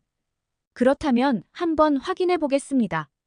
교수님은 빠르게 키보드를 두드리며 검색을 하셨습니다. 강의실의 모든 학생들이 숨을 죽이고 스크린을 주시했습니다. 몇 분이 지나고 교수님이 고개를 들어 말씀하셨습니다. 왕위 학생, 제가 엘사와 관련된 모든 최근 뉴스와 공식 발표를 찾아봤지만 당신이 언급한 것과 같은 사건은 찾을 수 없었습니다. 오히려 엘사는 최근 몇 년간 연속으로 품질 관리 우수 기업으로 선정되었다는 기사만 나오네요. 왕위는 당황한 기색이 역력했지만 여전히 주장을 굽히지 않았습니다. 하지만 정말 있었던 일이에요. 제 친구가 직접 겪은 일이라고요. 교수님은 부드럽게 대답하셨습니다. 왕위 학생, 당신 친구의 경험을 의심하는 것은 아닙니다. 하지만 개인의 경험을 일반화하기 전에 객관적인 증거가 필요합니다. 만약 그런 심각한 사건이 실제로 있었다면 회사나 정부 차원의 공식 발표가 있었을 텐데 말이죠. 교수님은 화면에 새로운 슬라이드를 띄우고 말씀하셨습니다. 오히려 제가 중국 화장품과 관련된 실제 사건을 하나 소개해 드리겠습니다. 2019년 중국에서 SG 화장품 사건이 있었습니다. 이 회사의 제품을 사용한 소비자들 사이에서 심각한 피부 질환이 발생했죠. 조사 결과 이 제품들에는 과도한 양의 수은과 기타 중금속이 함유되어 있었습니다.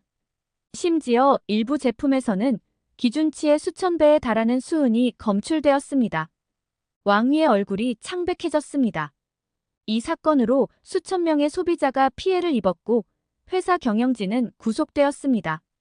이는 단순한 품질 관리 실수가 아닌 의도적인 불법 행위였다는 점에서 더욱 충격적이었죠. 왕위는 마지막으로 항변했습니다. 하지만 교수님, 중국 사람들은 한국 화장품을 사용하지 않아요. 우리는 한국 화장품이 더럽고 위험하다고 생각하거든요. 실제로 얼마 전 중국 TV에서 한국 화장품과 중국 화장품을 비교한 프로그램을 봤어요. 그 결과 중국 화장품이 품질, 안전성, 효과 모든 면에서 훨씬 우수했다고 나왔습니다. 교수님은 관심을 보이며 물었습니다. 그렇군요. 그 프로그램에 대해 좀 더 자세히 말씀해 주실 수 있나요? 어느 채널에서 방송되었고 어떤 기관에서 조사한 결과였나요? 왕위는 잠시 당황한 기색을 보이더니 말했습니다. 아, 그게 TV를 넘기다가 우연히 본 거라서 정확한 채널은 기억이 안 나네요. 조사기관도 잘 모르겠어요. 교수님은 깊은 한숨을 내쉬었습니다. 왕위 학생, 이해합니다. 하지만 그런 주장을 할 때는 정확한 출처와 근거가 필요합니다. 오히려 제가 실제 통계 자료를 보여드리겠습니다. 교수님은 컴퓨터로 새로운 자료를 띄우셨습니다. 이것은 중국 해관총서에서 발표한 공식 통계입니다. 2020년 기준으로 한국은 중국의 최대 화장품 수입국이었습니다. 중국의 전체 화장품 수입액 중 약 42%가 한국 제품이었죠. 또한 중국 소비자들을 대상으로 한 설문조사에서도 한국 화장품에 대한 선호도가 매우 높게 나타났고 한국의 중국 화장품 수출액은 약 35억 달러에 달했습니다. 왕위는 잠시 침묵하다가 다시 입을 열었습니다. 하지만 교수님, 중국인들은 자국 제품에 대한 강한 신뢰와 자부심이 있습니다. 우리는 중국산 제품이 품질과 안전성 면에서 세계 최고 수준이라고 믿고 있어요. 교수님은 고개를 끄덕이셨습니다. 그렇군요. 애국심은 좋은 것입니다. 하지만 우리는 객관적인 사실을 바탕으로 이야기해야 합니다. 제가 최근의 통계 자료를 보여드리겠습니다. 교수님은 새로운 슬라이드를 화면에 띄우셨습니다. 이것은 중국 국가통계국에서 실시한 중국 소비자 신뢰도 조사 결과입니다.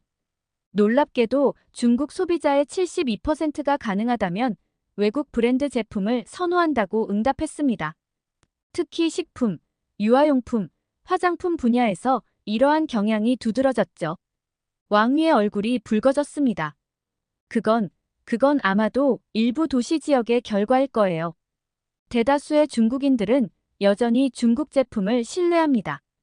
교수님은 부드럽게 미소 지으셨습니다.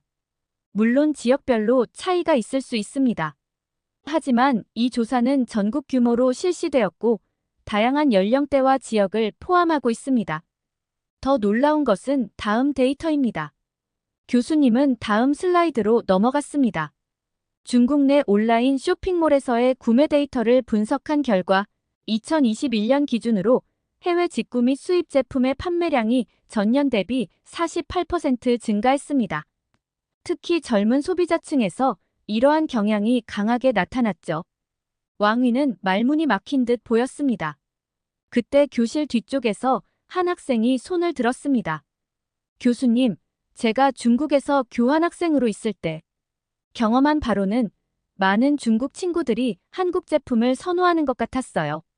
특히 화장품이나 전자제품 분야에서요. 교수님은 고개를 끄덕이셨습니다. 좋은 지적입니다. 실제로 화장품 시장에서는 더욱 두드러진 현상이 나타납니다.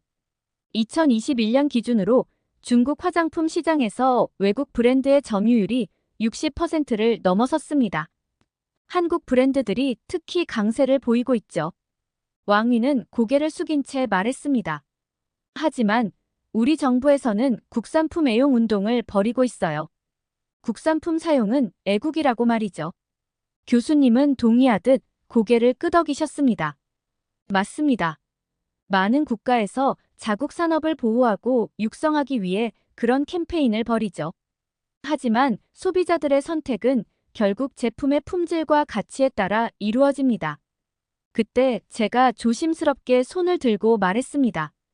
교수님, 제 생각에는 이런 현상이 단순히 제품의 품질 문제만은 아닌 것 같아요. 글로벌화가 진행되면서 소비자들의 선택의 폭이 넓어진 것도 큰 이유 아닐까요? 교수님은 밝은 표정으로 대답하셨습니다. 훌륭한 지적입니다. 맞아요. 이는 단순히 어느 한 국가의 제품이 좋고 나쁘다의 문제가 아닙니다. 글로벌 시장에서 소비자들은 더 많은 선택권을 가지게 되었고, 그만큼 제품을 선택하는 기준도 다양해졌죠. 그러나 왕위는 여전히 불만족스러운 표정이었습니다. 그는 갑자기 일어나 말했습니다. 하지만 교수님, 이건 너무 편향된 이야기 아닌가요? 중국 제품의 장점은 전혀 언급하지 않고 단점만 이야기하는 것 같아요. 교수님은 잠시 생각에 잠기더니 학생들을 향해 말씀하셨습니다. 좋습니다. 그렇다면 우리 직접 확인해 볼까요? 여러분, 모두 자신의 스마트폰을 꺼내보세요. 학생들은 조금 당황한 듯 했지만 하나둘씩 주머니에서 스마트폰을 꺼냈습니다. 교수님은 천천히 강의실을 돌아다니며 학생들의 스마트폰을 확인하셨습니다. 자, 보시다시피 우리 학생들 대부분이 애플과 삼성 제품을 사용하고 있네요. 화웨이나 샤오미 같은 중국 브랜드를 사용하는 학생은 왕위 학생 한 명뿐이군요. 왕위의 얼굴이 붉어졌습니다. 그는 급하게 말했습니다. 그건 핸드폰일 뿐이에요. 다른 제품들도 봐야 합니다. 교수님은 고개를 끄덕이셨습니다. 그렇군요. 그럼 다른 것도 한번 볼까요? 여학생들, 혹시 화장품을 가지고 계신 분들이 있나요? 있다면 꺼내 보여주시겠어요? 여학생들은 가방에서 화장품을 꺼내기 시작했습니다. 교수님은 다시 한번 강의실을 돌며 확인하셨습니다. 흥미롭군요. 여기 있는 화장품 중 한국 브랜드가 30% 이상을 차지하고 있어요. 그런데 중국 브랜드는 한 개도 없네요. 왕위는 당황한 듯 했습니다. 그때 교수님이 그의 앞에 서셨습니다. 왕위 학생, 혹시 당신도 화장품을 가지고 있나요? 왕위는 머뭇거리다가 천천히 가방에서 작은 화장품 파우치를 꺼냈습니다. 교수님이 그것을 열어보더니 놀란 표정을 지으셨습니다. 이런, 왕위 학생도 한국 브랜드 화장품을 사용하고 있군요. 강의실 전체가 조용해졌습니다. 왕위의 얼굴은 새빨갛게 변했고 그는 아무 말도 하지 못한 채 고개를 숙였습니다. 교수님은 부드러운 목소리로 말씀하셨습니다. 여러분, 이것이 바로 현실입니다. 우리가 말로는 어떤 주장을 하더라도 실제 우리의 선택은 다를 수 있어요. 이는 어떤 국가의 제품이 좋고 나쁘다는 것을 의미하는 게 아닙니다. 단지 소비자들이 자신에게 가장 적합하다고 생각하는 제품을 선택한다는 것을 보여주는 거죠. 왕위는 잠시 침묵하다가 다시 말을 이어갔습니다. 하지만 교수님, 만약 중국 학교에서 이런 조사를 한다면 결과가 완전히 다를 거예요. 중국에서는 대부분의 학생들이 중국산 스마트폰과 화장품을 사용할 겁니다. 교수님은 고개를 끄덕이셨습니다. 물론 그럴 수 있겠죠, 왕위 학생. 중국 내에서는 분명 상황이 다를 겁니다. 하지만 우리는 지금 글로벌 시장에 대해 이야기하고 있어요. 안타깝게도 글로벌 시장에서 중국 제품이 외면받고 있다는 것은 부인할 수 없는 사실입니다. 교수님은 강의실을 둘러보셨습니다. 이 강의실을 보세요. 여기에는 다양한 국적의 학생들이 모여 있습니다. 미국, 영국, 프랑스, 독일, 일본, 한국 등 여러 나라에서 온 학생들이죠. 그런데 우리가 방금 확인한 것처럼 이 국제적인 환경에서도 중국산 제품의 점유율은 매우 낮습니다. 이것이 바로 현재 글로벌 시장의 현실을 보여주는 것 아닐까요? 왕위의 얼굴이 붉어졌습니다. 그는 입을 열려고 했지만 말문이 막힌 듯 했습니다. 결국 그는 아무 말도 하지 못한 채 자리에 앉아 고개를 푹 숙였습니다. 그의 몸이 살짝 떨리는 것이 보였습니다. 저는 그 순간 한국인으로서 큰 자부심을 느꼈습니다. 우리나라의 제품들이 이렇게 세계적으로 인정받고 있다는 사실이 정말 뿌듯했습니다. 하지만 동시에 겸손해야 한다는 생각도 들었습니다. 교수님, 한국 제품이 이렇게 인정받고 있다는 게 자랑스럽습니다. 하지만 우리도 계속 노력해야 하겠죠? 지금의 위치에 안주하면 언제든 다른 나라에 추월당할 수 있을 것 같아요. 교수님은 깊이 고개를 끄덕이셨습니다. 정말 훌륭한 생각입니다. 성공에 안주하지 않고 계속해서 혁신하고 발전하려는 노력, 그것이 바로 한국 기업들의 성공 비결이었죠. 앞으로도 그래야 할 것입니다. 이 수업은 제 인생에서 잊지 못할 경험이 될 것 같습니다. 한국인으로서의 자부심, 글로벌 시민으로서의 책임감, 그리고 미래의 비즈니스 리더로서 갖추어야 할 자질에 대해 깊이 고민하게 된 귀중한 시간이었습니다. 앞으로도 이런 열린 자세로 세상을 바라보고 끊임없이 학습하고 성장해 나가야겠다고 다짐했습니다. 이렇게 아시아 국가의 제품 점유율을 강의하는 사연 어떻게 들으셨나요? 한국의 제품들이 세계적으로 인정받고 있다는 사실에 굉장히 뿌듯했고, 반대로 중국의 제품은 최고라고 우기는 학생에 대해 반감이 느껴졌는데요. 앞으로 한국의 제품들이 세계에서 더 높은 점유율을 차지할 수 있게 응원하겠습니다. 여러분들은 중국산 제품을 사용하시면서 불편한 점을 느낀 적이 있나요? 있으시다면 댓글로 다양한 의견을 공유해주세요. 긴 영상 시청해주셔서 감사드리고 구독과 좋아요 부탁드립니다. 어느 명문 대학교에서 한 교수의 강의가 진행되고 있는 도중 학생들의 표정이 일그러지기 시작합니다. 그리고 교수는 학생들의 질문을 무시한 채 본인의 이야기를 계속하고 있는데요. 그러자 한 학생이 자리를 박차고 일어나 어딘가로 전화를 걸고 있는데요. 전화가 연결되자 무언가를 얘기하고 강의실에 있던 교수와 학생들은 충격에서 헤어나오지 못합니다. 도대체 학생이 전화를 걸었던 사람은 누구이고 어떤 이야기를 나눈 걸까요? 안녕하세요. 제 이름은 케이시입니다. 저는 영국의 명문대학교에서 지리학과 경제학을 복수 전공하고 있는 학생입니다. 어릴 때부터 세계 각국의 지리와 경제에 관심이 많았던 저는 대학에 입학하자마자 이 두 분야를 함께 공부하기로 결심했습니다. 대학 3학년이 되던 해, 저는 세계 각국의 지리적 환경과 경제적 상관관계라는 주제로 논문을 쓰기 시작했습니다. 이 과정에서 저는 수많은 나라들의 데이터를 분석하고 비교하며 흥미로운 패턴들을 발견할 수 있었습니다. 하지만 그 중에서도 제 눈길을 사로잡은 한 나라가 있었습니다. 바로 한국이었죠.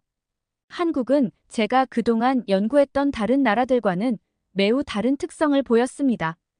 국토의 70%가 산으로 이루어진 작은 나라임에도 불구하고 경제적으로는 세계 최고 수준의 성과를 보이고 있었거든요.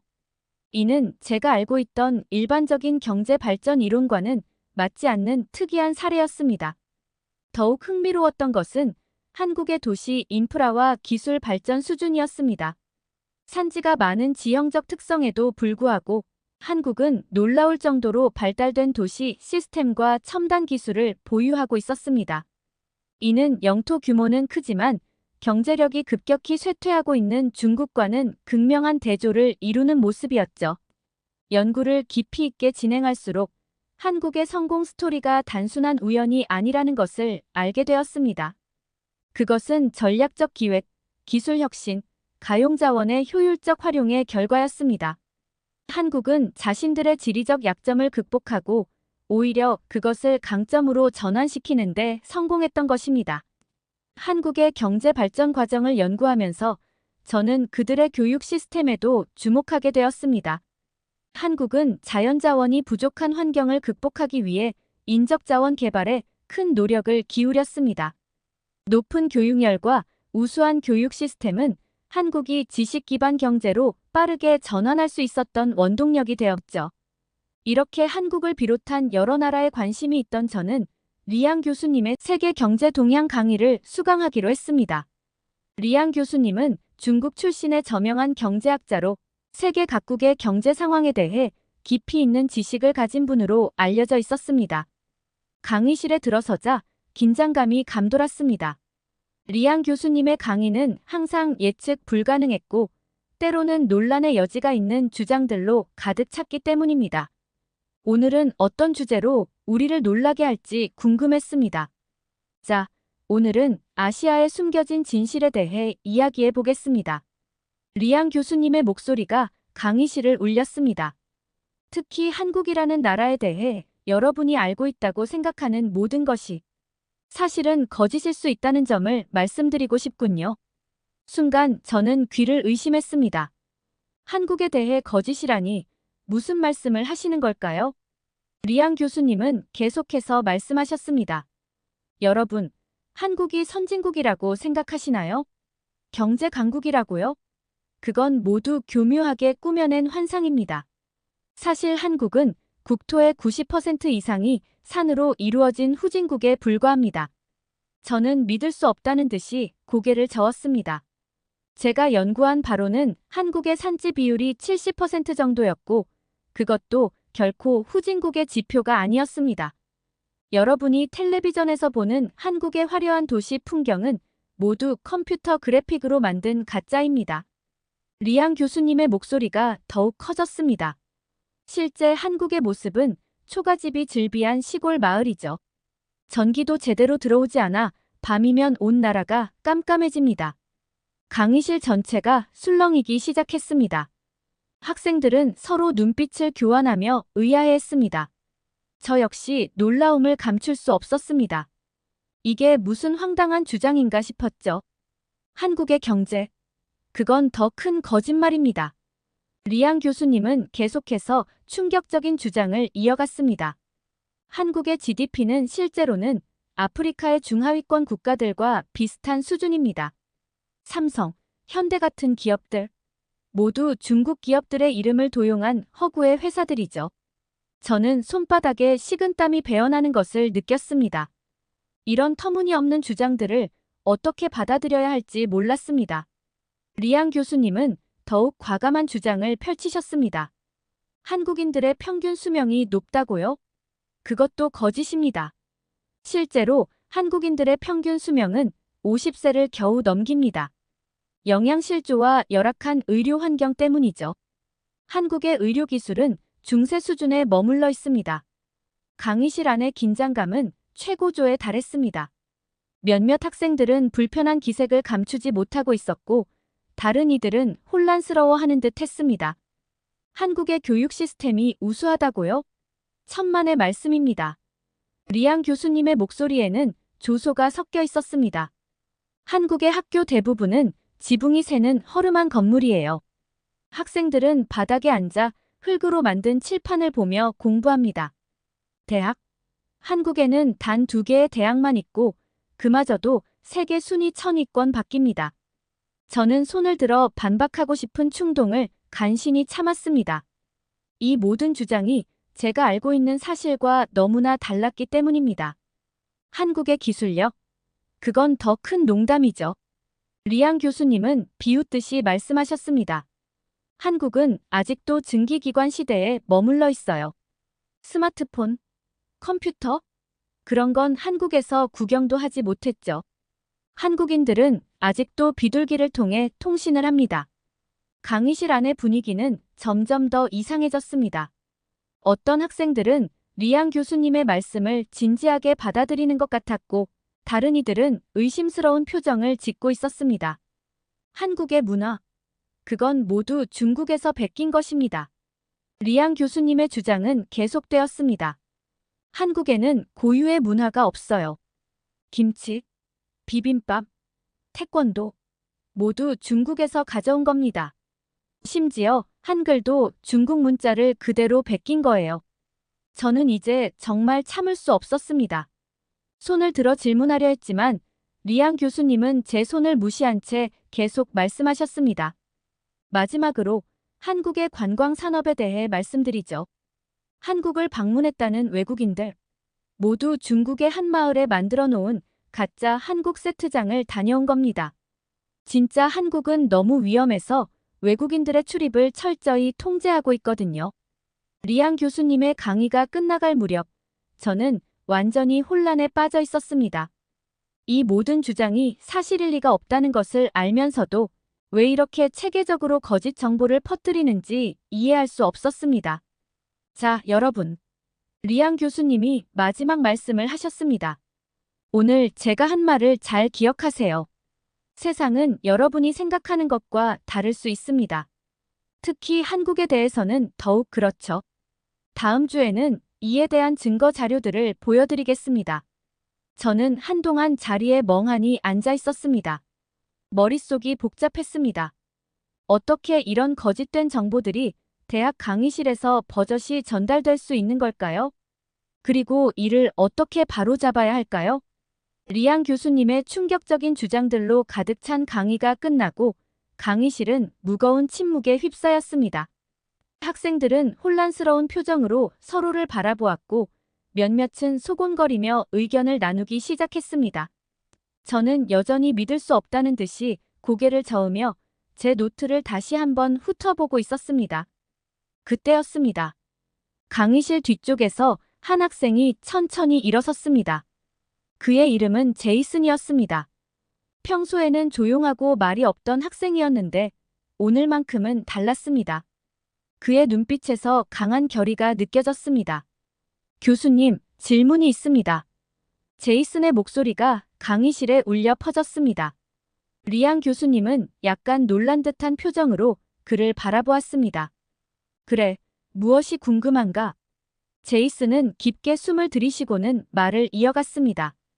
교수님께서 방금 말씀하신 한국에 대한 정보들이 모두 사실이라고 확신하시나요?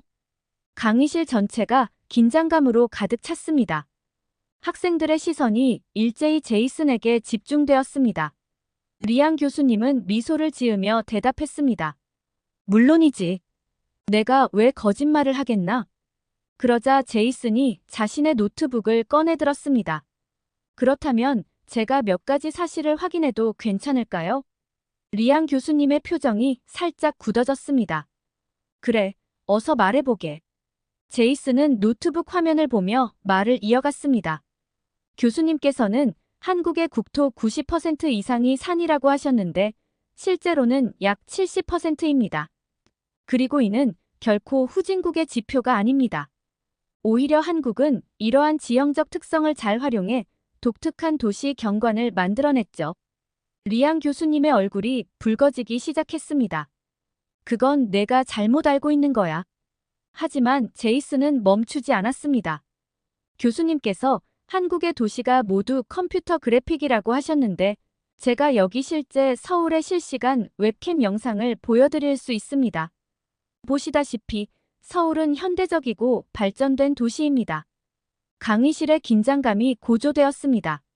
학생들은 이제 제이슨의 말에 귀를 기울이기 시작했고 리앙 교수님은 점점 더 불편한 기색을 감추지 못했습니다. 제이슨은 계속해서 사실들을 나열했습니다. 한국의 GDP가 아프리카 중하위권 국가와 비슷하다고 하셨는데 실제로 한국은 세계 10위권의 경제 대국입니다. 삼성과 현대는 세계적으로 유명한 실제 기업들이고요. 리앙 교수님은 이제 완전히 당황한 모습이었습니다. 너는 어떻게 이런 정보들을 가지고 있지? 제이슨은 침착하게 대답했습니다. 저는 작년에 한국으로 교환학생을 다녀왔습니다.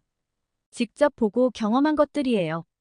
이 말에 강의실 전체가 술렁이기 시작했습니다.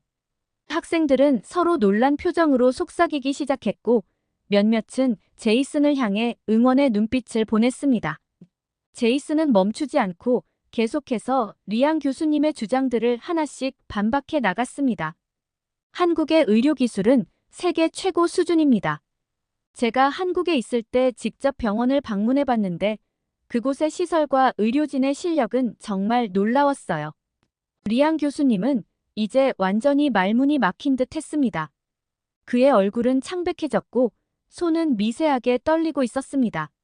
제이슨은 마지막으로 결정타를 날렸습니다. 그리고 한국의 문화가 모두 중국에서 베낀 것이라는 주장은 완전히 잘못되었습니다. 한글은 세종대왕이 창제한 독창적인 문자 체계이고 김치와 비빔밥, 태권도는 모두 한국의 고유한 문화유산입니다. 이에 대한 역사적 증거들이 충분히 존재합니다. 강의실은 이제 완전히 제이슨의 편이 되어 있었습니다. 학생들은 그의 말 한마디 한마디에 고개를 끄덕이며 동의를 표했고 몇몇은 심지어 작은 박수를 보내기 시작했습니다. 리앙 교수님은 이제 완전히 궁지에 몰린 듯 했습니다. 그는 더듬거리며 말했습니다. 그건 내가 들은 바로는. 제이슨은 마지막으로 이렇게 말했습니다. 교수님, 저는 당신이 왜 이런 거짓 정보를 퍼뜨리려 하는지 모르겠습니다. 하지만 이는 학문적 진실성을 해치는 행위입니다. 우리는 사실에 기반한 지식을 추구해야 합니다. 강의실은 한동안 침묵에 빠졌습니다. 모든 시선이 리앙 교수님을 향했습니다. 그는 한동안 아무 말도 하지 못한 채 서 있다가 마침내 작은 목소리로 말했습니다. 오늘 강의는 여기까지 하겠습니다. 제이슨의 반박으로 강의실이 술렁이는 가운데 갑자기 뒤쪽에서 한 목소리가 들렸습니다. 잠깐만요. 모두의 시선이 그쪽으로 향했습니다. 그곳에는 왕이라는 이름의 중국인 학생이 서 있었습니다. 그의 눈빛에서 날카로움이 느껴졌습니다. 제이슨, 당신의 주장은 모두 거짓입니다. 왕의 목소리가 강의실에 울려 퍼졌습니다. 당신이 본 것은 모두 가짜입니다. 한국 정부가 만들어낸 환상에 불과하죠. 긴장감이 다시 고조되었습니다. 학생들은 이제 왕과 제이슨을 번갈아 바라보기 시작했습니다. 제이슨이 차분히 대답했습니다. 무슨 말씀이신지. 그러나 왕은 제이슨의 말을 자르고 계속해서 말을 이어갔습니다. 한국은 세계를 속이고 있어요. 그들의 경제력 모두 허구입니다. 실제로 한국은 중국의 도움 없이는 하루도 살아갈 수 없는 나라예요. 리앙 교수님은 갑자기 활기를 되찾은 듯 했습니다. 그는 왕을 향해 고개를 끄덕이며 말했습니다. 그렇습니다. 왕군이 바로 진실을 말하고 있군요. 저는 믿을 수 없다는 듯이 그들을 바라보았습니다. 어떻게 이런 황당한 주장을 계속할 수 있는 걸까요? 왕은 계속해서 말을 이어갔습니다. 한국의 기술, 그건 모두 중국에서 훔쳐간 것입니다. 삼성, 현대, 모두 중국 기업의 가짜 브랜드일 뿐이에요. 한국은 문화도둑 국가입니다. 강의실은 다시 한번 혼란에 빠졌습니다. 학생들은 서로를 바라보며 어리둥절한 표정을 지었습니다. 제이슨이 다시 입을 열었습니다. 그건 말도 안 되는 주장입니다. 제가 직접 본 한국은. 그러나 왕은 그의 말을 무시한 채 계속해서 말했습니다. 당신이 본 것은 모두 연극이었어요. 한국은 외국인들을 속이기 위해 가짜 도시를 만들어 놓은 거예요. 실제 한국인들은 굶주림에 시달리고 있답니다. 리앙 교수님은 고개를 끄덕이며 말했습니다. 왕군의 말이 맞습니다. 여러분, 이것이 바로 진실입니다. 저는 더 이상 참을 수 없었습니다. 손을 들고 일어섰습니다. 잠깐만요. 이건 말이 안 됩니다. 우리는 객관적인 사실을 봐야 해요. 그러자 왕이 저를 향해 날카롭게 말했습니다. 당신도 한국의 거짓말에 속은 거군요. 불쌍하네요. 강의실의 분위기는 점점 더 험악해졌습니다. 학생들 사이에서도 의견이 갈리기 시작했습니다. 어떤 이들은 제이슨의 편을 들었고 다른 이들은 왕의 말에 동조하는 듯 했습니다. 리앙 교수님은 이 상황을 즐기는 듯 했습니다. 자, 여러분. 이것이 바로 현실 세계의 진실과 거짓이 얽혀있는 모습입니다. 누구의 말이 맞을까요?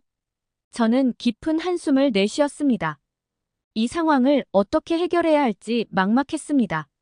그러나 한 가지 분명한 것은 진실은 반드시 밝혀져야 한다는 것이었습니다. 제가 막막함을 느끼고 있을 때 제이슨이 갑자기 휴대폰을 꺼냈습니다. 잠깐만요. 제가 한국 친구에게 연락해 볼게요. 리앙 교수님과 왕은 의아한 표정을 지었습니다. 제이슨은 빠르게 메시지를 보냈고 곧 화상 통화가 연결되었습니다. 여보세요, 민수야. 제이슨이 말했습니다. 화면에 나타난 젊은 남성은 밝은 네온 사인으로 가득한 거리에 서 있었습니다. 제이슨, 오랜만이야. 무슨 일이야? 강의실의 모든 사람들이 화면을 주목했습니다. 제이슨이 설명했습니다. 지금 한국의 실제 모습을 보여줄 수 있어. 민수는 웃으며 카메라를 돌렸습니다. 여기 강남이야. 보다시피 밤인데도 사람들로 북적거려. 화면에는 현대적인 고층 빌딩들, 첨단 기술로 가득한 매장들, 세련된 옷차림의 사람들로 가득한 거리가 보였습니다. 리앙 교수님과 왕의 얼굴이 창백해졌습니다. 와, 정말 활기차 보이는데요. 저는 감탄을 금치 못했습니다. 제이슨이 물었습니다. 민수야, 혹시 다른 방법으로도 한국의 모습을 보여줄 수 있어? 민수가 대답했습니다. 그럼, 우리나라 지도 앱의 로드뷰 기능을 보여줄게. 그는 화면을 전환하여 서울의 다양한 지역을 보여주기 시작했습니다. 현대적인 사무실 단지, 세련된 주거지역, 첨단 기술 연구소 등이 차례로 나타났습니다. 이건 강남 테헤란로야. 한국의 실리콘밸리라고 불리는 곳이지. 민수가 설명했습니다. 저기 보이는 건물들은 모두 IT 기업들이야. 학생들 사이에서 놀라움의 탄성이 터져 나왔습니다. 리앙 교수님은 점점 더 불편한 기색을 감추지 못했습니다. 그리고 민수가 덧붙였습니다. 유튜브로 실시간 한국 뉴스도 볼 수 있어.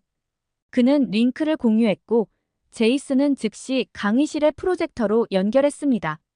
화면에는 최신 경제 지표, 기술 혁신 소식, 국제 행사 등을 보도하는 한국 뉴스가 나왔습니다. 앵커는 한국의 최신 반도체 기술 개발 소식을 전하고 있었고, 이어서 한국 기업의 해외 투자 확대 계획을 보도했습니다. 한국의 1인당 GDP가 작년 대비 5% 상승했다고 하네요. 제이슨이 뉴스 내용을 통역해 주었습니다. 강의실의 학생들은 놀라움과 감탄의 탄성을 내뱉었습니다. 몇몇 학생들은 스마트폰으로 직접 한국에 대한 정보를 검색하기 시작했습니다. 리앙 교수님의 얼굴이 점점 붉어졌습니다. 그는 갑자기 시계를 보며 말했습니다. 시간이 다 됐네요. 오늘 강의는 여기까지 하겠습니다. 그리고는 서둘러 강의실을 빠져나갔습니다. 왕도 당황한 기색이 역력했습니다. 그는 무언가 말하려다 말고 교수를 따라 재빨리 강의실을 나갔습니다. 강의실에 남은 우리는 잠시 침묵 속에 있다가 곧 환호성과 박수 소리로 가득 찼습니다. 제이슨에게 축하의 말을 건네는 학생들, 놀라움을 감추지 못하는 학생들, 서로 토론을 시작하는 학생들로 강의실은 열기로 가득 찼습니다. 제이슨, 정말 대단해요. 한 학생이 말했습니다. 어떻게 이런 생각을 했어요? 제이슨은 겸손하게 대답했습니다. 단지 진실을 보여주고 싶었을 뿐이에요. 우리는 항상 사실을 확인하고 질문해야 해요. 저는 그 자리에 멍하니 서 있었습니다. 방금 전 일어난 일들이 꿈만 같았습니다. 한편으로는 안도감이, 다른 한편으로는 더 큰 호기심이 생겼습니다. 제이슨이 제게 다가와 말했습니다. 케이씨, 이제 진실을 직접 확인할 수 있게 됐네요. 한국에 가서 더 많은 것을 배워보는 게 어떨까요? 저는 고개를 끄덕였습니다. 네, 꼭 그래야겠어요. 이번 일을 통해 진실을 추구하는 것이 얼마나 중요한지 다시 한번 깨달았어요. 강의실을 나서면서 저는 이 경험이 제 인생의 전환점이 될 것임을 직감했습니다. 한국으로의 여정, 그리고 그 너머에 있을 더 큰 진실들을 향한 여정이 기다리고 있었습니다. 그리고 저는 그 여정을 시작할 준비가 되어 있었습니다. 이 사건을 통해 저는 몇 가지 중요한 깨달음을 얻었습니다. 첫째, 항상 비판적 사고를 유지해야 한다는 것입니다. 아무리 권위 있는 사람의 말이라도 맹목적으로 받아들이지 않고 항상 의문을 제기하고 사실을 확인해야 합니다. 둘째, 기술의 발달로 우리는 쉽게 진실을 확인할 수 있게 되었다는 점입니다. 실시간 통화, 지도 앱, 뉴스 스트리밍 등을 통해 우리는 세계 어느 곳의 현실도 직접 확인할 수 있습니다. 이는 거짓 정보와 싸우는 강력한 무기가 될 수 있습니다. 셋째, 용기의 중요성입니다. 제이슨처럼 불의에 맞서 진실을 밝히려는 용기가 없었다면 오늘의 사건은 일어나지 않았을 것입니다. 때로는 불편한 진실을 마주하고 목소리를 내는 것이 필요합니다. 마지막으로 열린 마음의 중요성입니다. 우리가 알고 있던 것과 다른 사실을 접했을 때 이를 받아들이고 우리의 관점을 수정할 수 있는 유연성이 필요합니다. 이러한 깨달음을 안고 저는 앞으로의 연구와 인생에서 더욱 성숙한 태도로 임할 수 있을 것 같습니다. 한국으로의 여정은 단순히 한국가에 대한 연구를 넘어 진실과 지식을 추구하는 더 큰 여정의 시작이 될 것입니다. 그리고 이 여정에서 저는 항상 오늘의 교훈을 기억하며 더 나은 세상을 만드는데 기여하고 싶습니다. 이렇게 한국을 부정적으로 학생들에게 가르치려는 교수의 사연 어떻게 들으셨나요? 한국을 싫어한다는 이유 하나만으로 학생들에게 잘못된 정보를 전달하는 교수를 보고 저도 화가 많이 났는데요. 제이슨 학생의 용기 있는 태도에 한국인으로서 정말 고마움을 많이 느꼈습니다. 여러분들도 사연 들으면서 많은 생각을 하셨을 텐데 여러분들의 의견은 어떠신가요? 댓글을 통해 의견을 공유해 주시고 구독과 좋아요는 영상 제작에 큰 힘이 됩니다. 시청해 주셔서 감사합니다.